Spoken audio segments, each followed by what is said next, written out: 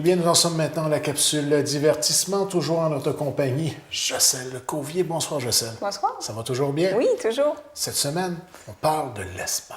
On parle de l'espace, donc ça a toujours été un de mes passe-temps depuis que je suis enfant, là, de regarder les étoiles avec un télescope. Donc, l'espace en parlant du haut et non pas de l'espace général autour de nous. Voilà, en regardant le haut plutôt. Le plaisir de vivre dans un 5,5 versus un 1,5. Non, c'est pas cet espace-là.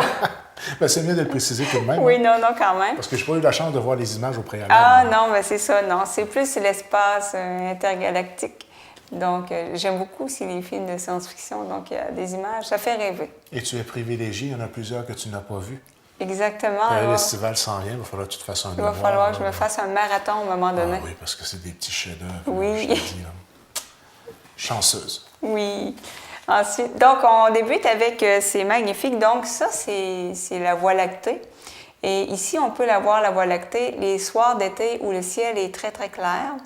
Et donc, c'est un bras de galaxie. On voit bien avec la photo, ça nous donne vraiment une idée. Donc, quand on parle de la Voie lactée qui parcourt tout le ciel, c'est vraiment un bras de notre galaxie. Donc, on va voir des images des galaxies plus tard, ça va être plus facile de se faire une idée. Donc, c'est magnifique, ça parcourt tout le ciel comme ça. Et ça me fait penser, il y a quelqu'un qui racontait, un astronome qui avait invité des amis, ses étudiants, à sa maison de campagne. Puis, il a été dehors avec eux pour leur montrer son télescope, tout ça. Puis, lorsque il y a un étudiant qui a dit « c'est plate », il dit « on voit mal, il y a des nuages », puis c'était la Voie lactée. Si on n'était tellement pas habitué, en ville, voir la Voie lactée, c'est presque impossible.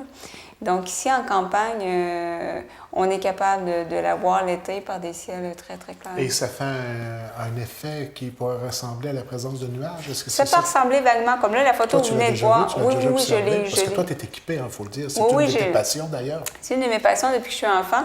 Puis, mais tu n'as même pas besoin de télescope. Dès que tu l'as vu une première fois, après ça, tu la vois souvent. On dirait on se fait l'œil. Ça peut ressembler, c'est ça, à une espèce de nuage. Vous voyez un très bon exemple. Ça donne une bonne idée. Donc, à gauche, espèce de nuage, si on veut, c'est la Voie lactée. Donc, ça parcourt le ciel de l'horizon jusqu'en haut, finalement. Puis là, on voit aussi un météore à droite. Impressionnant. Oui, donc ça, c'est à Washington, la photo qu'on vient de voir. As-tu réussi à prendre des aussi belles photos? Est-ce que tu prends de la photo? Non, là, je ne suis pas rendue à l'astrophotographie. Mais ça aussi, c'est un passant. Maintenant, les télescopes, il y a même des caméras intégrées. Maintenant, tu peux prendre des photos, etc. Donc, c'est un beau passe-temps aussi. Ah oui, passionnant. Donc, une autre photo. Les aurores, à un moment donné, on avait fait une émission là-dessus. Donc, oui. La couleur verte qui est due à la présence d'oxygène. C'est toujours des tempêtes solaires qui viennent frapper la Terre. Et donc ça, c'était un fjord en Norvège, donc un endroit qui est pas mal reconnu pour les aurores boréales. Oui. Ensuite, on poursuit. Ça, c'est la Terre la nuit. Très impressionnant. Donc, c'est la côte est, on voit en bas la pointe de la Floride, si on veut. Et la Gaspésie, il n'y a pas grand lumière. Non. Et c'est correct comme ça. Sur le bord de la route. Oui, mais c'est correct comme ça. Je veux dire, on n'a pas beaucoup de pollution lumineuse. Et voilà, la Gaspésie. On voit le littoral est illuminé un petit peu. Ben oui. C'est la première fois que je vois ça. Et on voit assez bien le spot de Québec, Montréal. Oui, donc, ça donne... Ben, ça fait prendre conscience jusqu'à quel point l'éclairage peut être fort. Hein? Oui, et on voit la région. On dit qu'on ne peut pas vraiment faire d'observation à Montréal, là, c'est dû justement... Bien, vous voyez comment c'est lumineux, hein? Donc, si vous voulez faire des observations à l'œil nu, de votre balcon en ville, c'est très, très difficile. Ça va loin, là. Ensuite, on poursuit avec, très belle image, le calme, la tempête qui approche. Et on voit toujours la Voie lactée au-dessus. La combinaison des deux, c'est bien spécial. Hein? C'est très, très spécial. Et ça, c'est une photo qui a été prise en Australie. Souvent, quand on prend des photos d'astronomie, la photographie, on va se rendre compte qu'elle voit plus que notre œil, mais c'est normal. C'est souvent des temps d'exposition plus longs. Si on photographie des aurores boréales, ils vont être souvent plus intenses sur la photo que ce qu'on voit à l'œil nu. C'est ça qui est spécial, que j'ai remarqué. Donc, la Voie lactée, c'est sûr que probablement, vous ne la verrez pas aussi nette que ça, parce que c'est une photo. Mais quand même, vous allez avoir une bonne idée, là. Ensuite, on continue avec une très belle photo de nébuleuse. Donc, Nébuleuse qui se trouve à être quoi? les nébuleuses, c'est du gaz, c'est des poussières. Et c'est souvent, on appelle ça des pouponnières d'étoiles. Donc, c'est là que vont naître les étoiles. Et ce que vous voyez de mauve ou violet, ça dépend des gaz présents et tout ça. Donc, Mon instruction s'arrêtait au capitaine Kirk qui avait eu pas mal de turbulences quand il avait rentré là-dedans. Quand il avait rentré là-dedans, ça brasse pas mal. Oui, puis c'est vrai. En passant. Donc, il y a plusieurs types de nébuleuses. Ça, c'en est une pouponnière d'étoiles. Tantôt, on va voir un autre type de nébuleuse aussi. Et qui les est couleurs vraiment c'est superbes. incroyable. Une pouponnière à étoiles. Une pouponnière d'étoiles.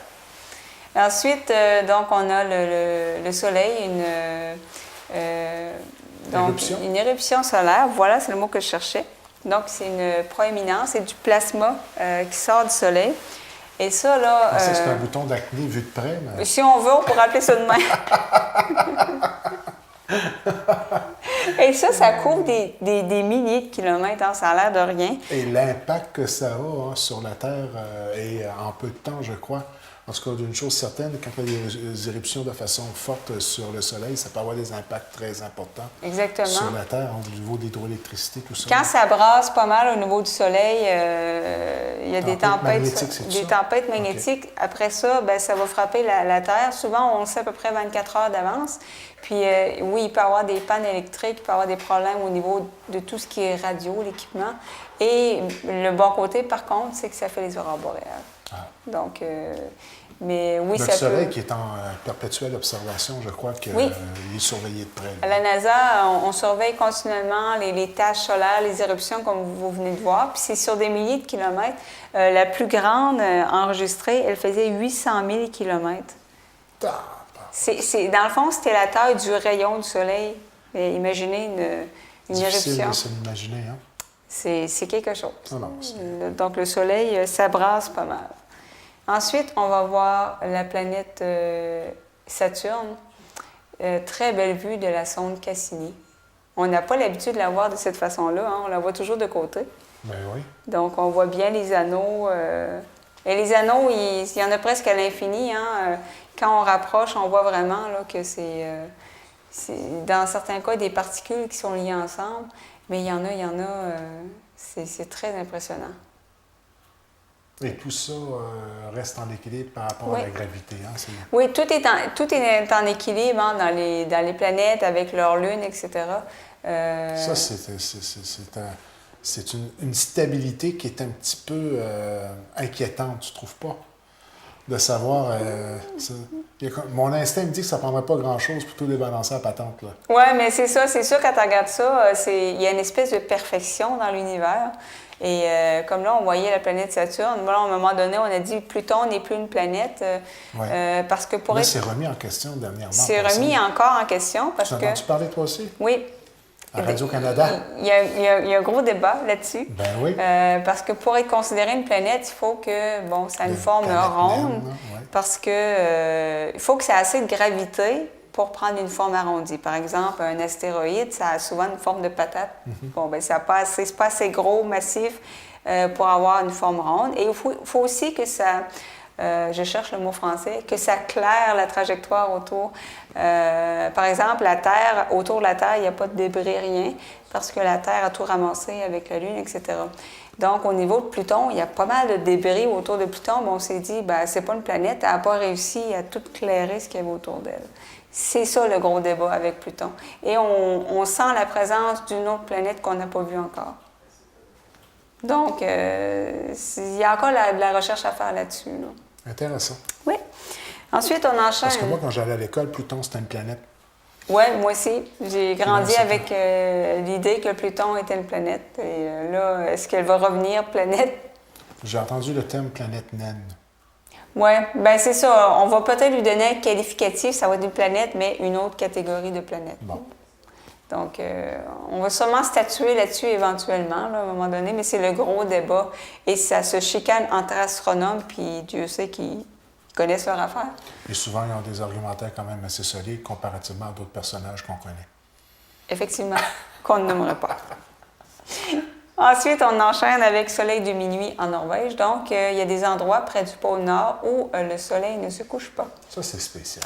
Oui, j'ai une tante, moi, qui a vécu dans ce coin-là, pas en Norvège, mais dans le nord du Canada. Exact. Et elle me disait que c'était assez spécial. Soleil pratiquement perpétuel.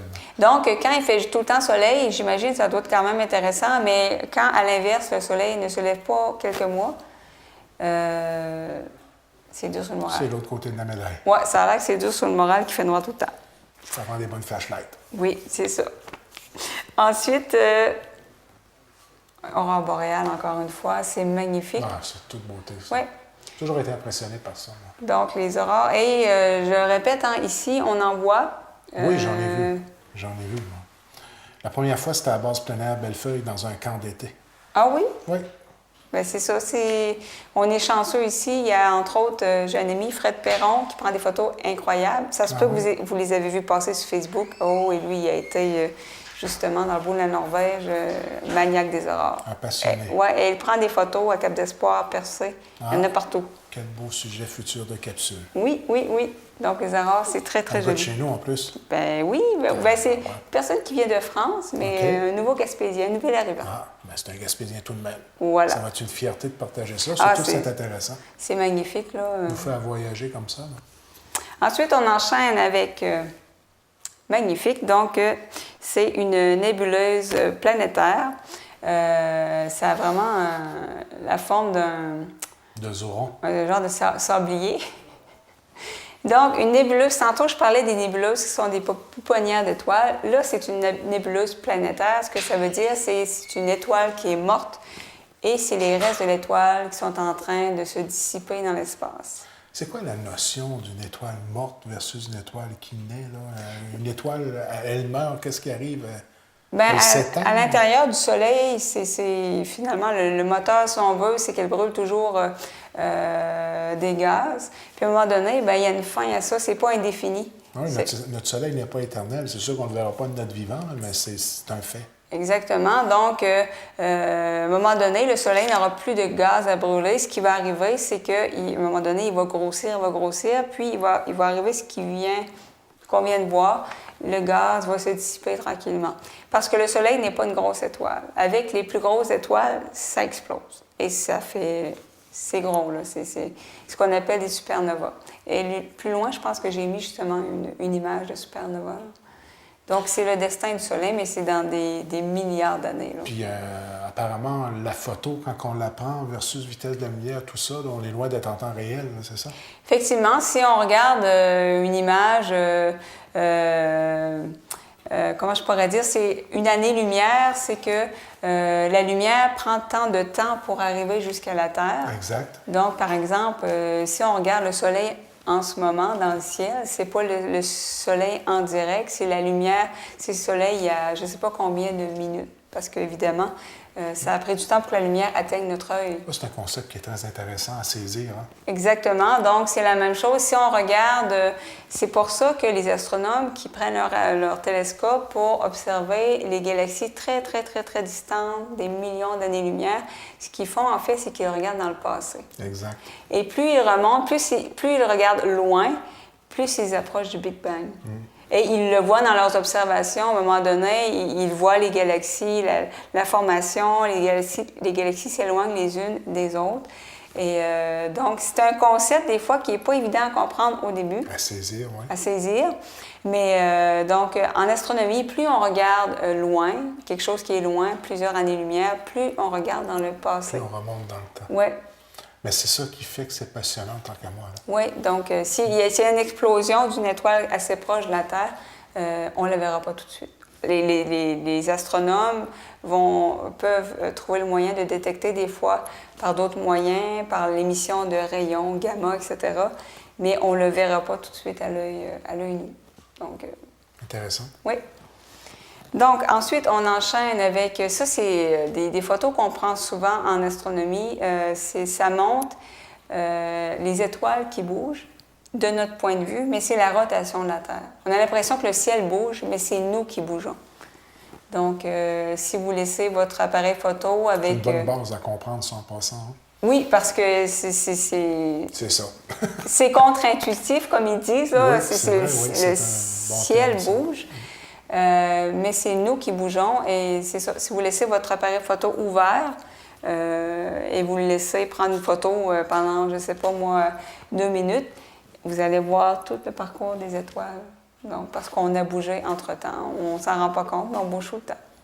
Ce n'est pas la Lune qui bouge, c'est nous qui bougeons. Elle bouge aussi, mais au cours d'une nuit, les étoiles, la Lune, tout ça va bouger parce que la rotation de la Terre. Donc, c'est spécial. Donc, on est loin d'être conscient de la vitesse à laquelle elle tourne, cette fameuse Terre-là. Oui, oui, effectivement, parce qu'on avance pas mal vite. Et Dieu merci, on ne s'en rend pas compte parce qu'on aurait des mal de cœur. Ensuite, photo très, très impressionnante, c'est en Bolivie, je crois. C'est un désert de sel, ce qu'on appelle les salars. Mon Dieu, je pensais qu'il était sur la glace. Spécial, hein? Ah non, regarde, c'est vraiment beau, là. C'est le plus grand désert de c'est pas un sel montage, au monde. c'est une photo Non, c'est réelle. une vraie photo en Incroyable. Bolivie. Donc... Un désert de sel. Oui. Mais là, est-ce que c'est un reflet du ciel sur ce sable-là ou c'est le sable qui illumine de par l'éclairage, là? Je pense qu'il y a un reflet du ciel parce que les Oui, espèces de désert, les espèces de désert du ciel, Ça fait comme un miroir, quoi. Oui, ça fait comme un Si on effet se fie miroir. au reflet de l'individu, ça serait le cas, là. Parce que j'en ai vu en plein jour, là, puis on faisait refléter les nuages dans le même principe. Ben, mais c'est vraiment spécial. Ça, j'ai jamais vu ça. Oui, c'est très impressionnant comme photographie, très réussie, là, évidemment, avec la Voie lactée toujours derrière. Ah non, c'est un... Donc, on voit un bras de notre propre galaxie dans le ciel. Donc, c'est impressionnant. Ensuite, on enchaîne avec, alors encore une fois, une nébuleuse. Alors, cette fois-ci, on l'appelle le casque de Thor. Parce qu'elle ressemble au super-héros de Marvel et aussi le dieu scandinave Thor. Donc, c'est comme ça qu'on l'appelle et c'est, encore une fois, une nébuleuse. C'est qu'il y a des étoiles en formation en arrière-plan, près de tout ça. Et avec la force des vents, les rayonnements, ça va sculpter les gaz d'une certaine façon. C'est vraiment impressionnant. Oui, donc ce qui fait aussi, ce qui fait que ça change les formes, etc., c'est qu'il y a une étoile qui est une pré-supernova. C'est qu'il y a une étoile dans la photo qu'on vient de voir qui va bientôt exploser. Bien, bientôt est relatif en astronomie, là. Donc, il y a une étoile massive qui va bientôt exploser et vous allez voir, j'ai une image un peu plus loin qui va vous montrer un peu qu'est-ce que ça donne comme effet.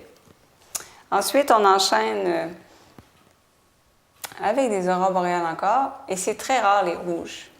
Ah oui? Oui, parce que les rouges, c'est beaucoup plus haut en altitude. C'est pas les mêmes molécules. Donc, le vert, c'est l'oxygène. Les rouges aussi, il y a l'oxygène, mais c'est beaucoup plus haut en altitude. C'est ce qui donne la teinte.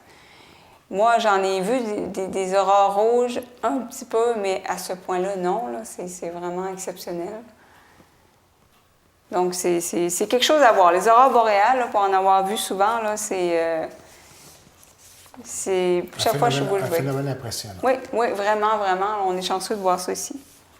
Ensuite, la galaxie d'Andromède. Donc, je vous parlais tantôt, on voit un bras de notre galaxie. Donc, notre galaxie ressemble énormément à celle-là parce que c'est une galaxie en spirale. C'est notre voisine. Et donc, comme je disais, ce qu'on voit dans le ciel, c'est une partie. Là, c'est la galaxie d'Andromède, mais ça vous donne une idée comment c'est fait, où on vit, si on veut. Puis, cette galaxie-là va entrer en collision avec la Voie lactée, notre galaxie, dans 4 milliards d'années. Donc, on ne sera pas là.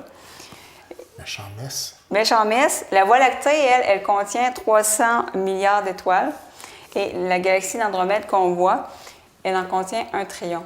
Mais aussi surprenant que ça puisse paraître, il y a peu de chances qu'il y ait des collisions entre les étoiles parce que les galaxies, en grosse partie, c'est fait de vide, en fait. Ce qui va plutôt se passer, qui risque de se passer, c'est que les 2 trous noirs risquent de fusionner ensemble et aspirer encore plus de matière parce qu'ils vont grossir. Mais il y a peu de chances que des étoiles entrent en collision. Ça m'a surpris, honnêtement. Ben, parce moi que aussi, c'est ce que je m'imaginais. je me suis dit, ça va faire simpliste, un méchant mess, mais non, c'est... Ensuite, on enchaîne avec... Puis on s'entend que les dossiers de trous noirs, c'est un autre dossier. Oui, Ça effectivement. aussi, il y a bien de la documentation là-dessus. C'est fascinant hein, de savoir qu'il y a un trou noir au centre de notre galaxie. Oui. Et la force que ça engendre. Oui. C'est ça que... C'est un autre dossier. Oui, ça pourrait faire un bon sujet. Oui, effectivement, je te le dis. Là, moi, ce que j'ai lu là-dessus était vraiment intéressant. Ensuite, c'est une magnifique photo d'un phare et encore une fois que la Voie lactée. Ça vous donne vraiment une bonne idée de ce qu'on peut voir ici l'été. Là, on comprend bien l'effet nuage qu'on parlait tantôt. Là. Comme je vous dis, il faut s'imaginer qu'on est dans la galaxie. Ce qu'on voit, c'est le côté extérieur. Finalement, c'est un bras de notre propre galaxie. Donc, c'est quand même impressionnant. Oui. Ensuite, on enchaîne avec deux croissants. Donc, on a Saturne. Et plus haut, on a sa lune Titan, une de ses lunes. C'est quand même impressionnant de voir. Ouais, très joli.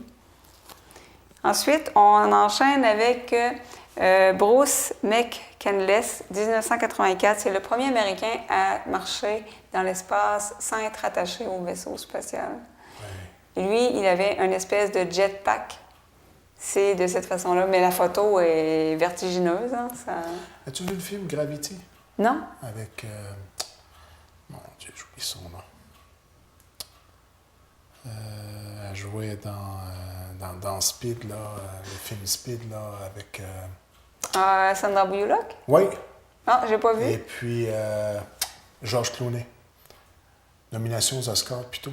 Un autre film à mettre... dans mon marathon parce que film... les images, comme tu viens de montrer là, et un certain suspense par rapport à l'utilisation de cette jetpack-là. Là. À voir. Oh, ça, je vais inclure ça dans mon marathon de films de science-fiction. Oui, franchement, là, c'est passionnant du début à la fin. Oh, mais c'est intéressant. Ben, je vais être franc avec toi, la fin est un peu en tête d'épingle, mais le film est passionnant par contre. Ah, ben, en tout cas, habituellement, les films de science-fiction, moi, j'adore, donc ça va être intéressant. Bonne suggestion. Oui, et puis avec des images extraordinaires. Ah oui, ça m'a toujours fasciné, l'espace. Il y a des films très, très bien réussis là-dessus qui donnent le vertige. Puis tu es vraiment bonne d'avoir trouvé Sandra Bullock parce que je n'avais pas donné beaucoup d'indices. Ah oui, non! Speed, Keanu Reeves et Sandra Bullock. Celui-là, tu l'avais vu. Oui, je l'ai vu. Oui. Ensuite, on enchaîne avec, voilà, deux galaxies qui sont en train d'entrer en collision. Un très bon exemple. Oui, c'est spécial. Oui. Image réelle. Donc, ça se passe sur des millions d'années. Ouais. C'est très lent comme processus. Ce qui arrive aussi des fois, si la galaxie est beaucoup plus grosse que l'autre, elle va déshabiller l'autre. Elle va aspirer par la force gravitationnelle, elle va aspirer le matériel de l'autre galaxie. Parfois, c'est ce qui arrive. Tout est toujours en mouvement. Hein? On a de la misère à s'imaginer que tout ce qui nous entoure est en perpétuel mouvement. Là, on est rendu à une échelle très, très grande. C'est dur de concevoir hein, parce que... Mais tout est en mouvement tout le temps. La Terre tourne, notre galaxie bouge aussi, l'univers est en expansion et ça s'accélère d'ailleurs. Donc, c'est difficile de comprendre ces notions-là hein, parce qu'on ne le voit pas. Mais c'est spécial.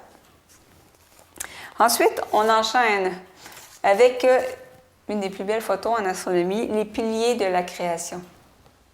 Donc, on appelle ça comme ça parce que, bon, l'univers aurait été créé avec 7 mains, si on veut. C'est imagé. Oui, c'est une légende. Et donc, c'est des structures où il y a beaucoup, beaucoup de formations d'étoiles. Encore une fois, une pouponnière, des nébuleuses. Et ce que vous voyez là de noir, finalement, on a l'impression qu'on voit de l'autre côté, mais c'est que c'est du gaz plus froid que le reste. Ah. Oui, donc c'est du gaz et des poussières. Et bon, il y a des vents puissants, des particules. C'est ça qui va faire que ça va sculpter, encore une fois, comme tantôt. C'est ce qui fait que ça va avoir des formes différentes.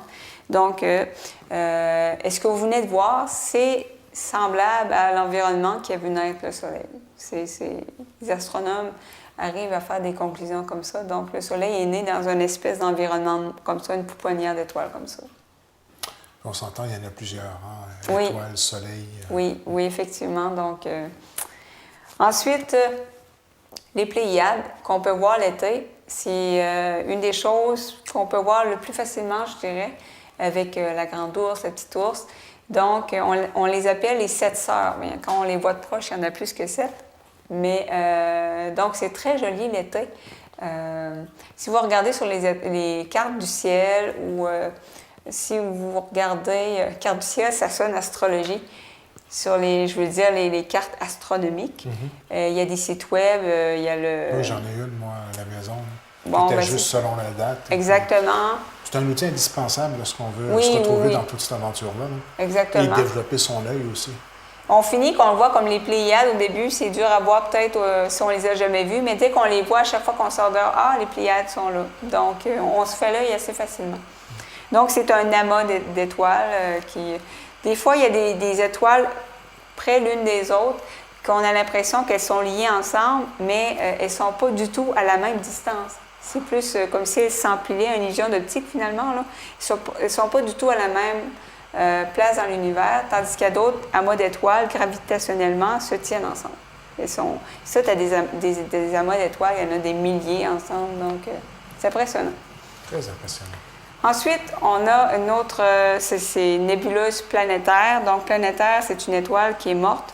On l'appelle l'œil de Dieu. Donc, ça donne une idée du dessin du Soleil. C'est la plus proche nébuleuse planétaire de la planète Terre. Et le Soleil devrait connaître une fin comme ça. Les couches de gaz, si on veut, tranquillement, vont se disperser dans l'espace et finir par disparaître. Et ce qui est intéressant aussi, c'est que lorsqu'une étoile meurt, souvent lorsqu'une étoile explose, par exemple, ce qui va être libéré dans l'explosion va servir à créer d'autres étoiles après. C'est une chaîne. C'est comme le cycle de la vie, c'est la même chose dans l'espace. On récupère le matériel des étoiles mortes. Ah oui, intéressant. Oui. Ensuite, on enchaîne avec, voilà, bon exemple d'une étoile qui a explosé. Donc, elle va continuer à se disperser comme ça sur des millions d'années. Donc, on imagine bien que c'est une étoile qui a explosé. Donc, le gaz, c'est très... Donc, ça, c'est une étoile très massive, beaucoup plus massive que le Soleil. Pour exploser, une étoile doit être très, très grosse. Le Soleil est vraiment trop petit. La puissance que ça doit libérer aussi. Oui, très, très impressionnant. Ensuite, je termine avec ce que je trouvais vraiment joli. C'est la comète Lovejoy, magnifique. Donc, les teintes de bleu-vert, c'est les gaz qui brûlent. Et la comète laisse de la poussière derrière elle. Et on voit que la queue de la comète est comme un peu interrompue. Ça dépend des vents solaires, finalement. Donc, la queue de la comète... la poussière est contraire au sens du soleil. Donc, c'est très, très impressionnant, une photo comme ça. Là. De toute beauté. Oui, ça m'a vraiment... Donc, c'est des trésors de l'astronomie. Et encore une fois, ça fait partie de tes passions, donc j'imagine que c'était très agréable cette fois-ci. Oui. Toujours agréable de faire la recherche, mais il y avait un petit quelque chose de plus de cette fois-ci. En effet. La beauté de la chose. Ça revient la semaine prochaine. À la semaine prochaine.